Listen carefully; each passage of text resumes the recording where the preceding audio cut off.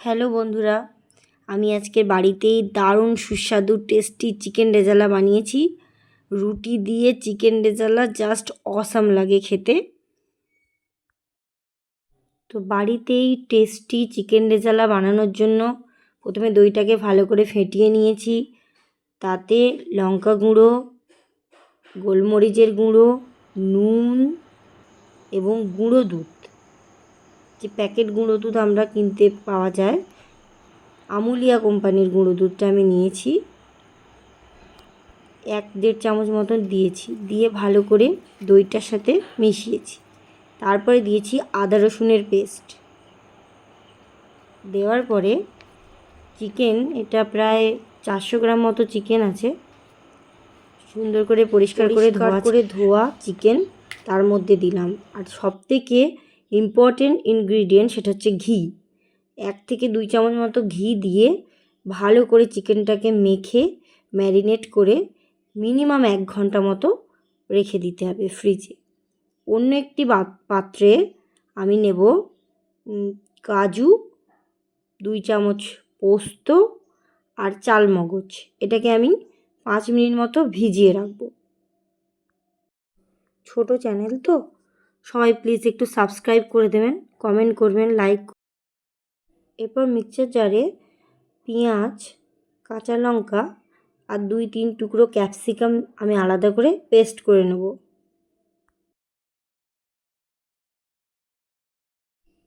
এরপর আদা রসুন এবং কাজু পেস্ট করে রেখে দেব। তারপর কড়াইতে একটু তেল নেব। এটা সাদা তেল দেব আমি, যেহেতু আগে ঘি দিয়েছিলাম তাই এখন আমি সাদা তেল দেব। সাদা তেল দিয়ে তাতে 2টো শুকনো লঙ্কা ফোড়ন দেব এবং কতগুলো গোটা মশলা দিয়ে দেব। 2 টুকরো দারচিনি এবং 4-5টি এলাচ, এতে দারুণ ফ্লেভার আসে। এরপর এর মধ্যে পেঁয়াজ আর কাঁচা লঙ্কা বাটা যেটা ছিল সেটা দিয়ে দেব। তারপরে দেব আদা রসুনের পেস্ট, খুব অল্প পরিমাণে। আমি এই মশলায় সামান্য হলুদ দেব। অনেকে হলুদ দেয়, অনেকে দেয় না, আমি সামান্য হলুদ দেব। তারপর আগে থেকে ম্যারিনেট করা চিকেনটা আমি এই মশলার মধ্যে দিয়ে দেব। তারপরে সামান্য জল দিয়ে বাটিটাকে ধুয়ে আমি মশলাটার মধ্যে দিয়ে ভালো করে নেড়ে এই বাটিটা ঢাকা দিয়ে দেব। এটা কিন্তু সম্পূর্ণ ঢাকা দিয়েই হবে, ঢেকেই রান্না করতে হয়। বেশি জল দিলে এর থেকে এমনি জল বেরিয়ে আসে। চিকেনটা জল ছেড়ে দেবে যখন, তখন আমাদের আর এক্সট্রা জল দিতে লাগবে না।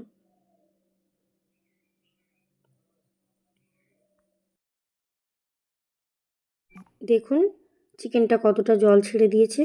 এই জলেই চিকেনটা সেদ্ধ হয়ে যাবে। ঢেকে খুব অল্প আঁচে রান্না করতে হবে। 4-5টি কাঁচা লঙ্কা দিয়ে দিলাম। যেহেতু পুরো তরকারির টেস্টটাই মিষ্টি মিষ্টি লাগে, রেজালা কিন্তু মিষ্টি স্বাদেরই হয়। এখন দেখুন চিকেনটা পুরো তেল ছেড়ে দিয়েছে, মানে তেলটা বাইরে চলে এসছে। এই পর্যায়ে আমরা যে কাজু আর পোস্তর পেস্ট ছিল সেটা আমরা দিয়ে দেব। সামান্য জল দিয়ে মিক্সচারটা ধুয়ে তার মধ্যে দিয়ে ঢেকে দেব। ঢেকে দিলেই আমাদের ডিলিশিয়াস চিকেন রেজালা কিন্তু রেডি। এটা কিন্তু আমি রুটি দিয়ে সার্ভ করেছি। আপনারা অবশ্যই বাড়িতে এটা ট্রাই করবেন। কেমন লাগে কিন্তু অবশ্যই কমেন্ট করে জানাবেন।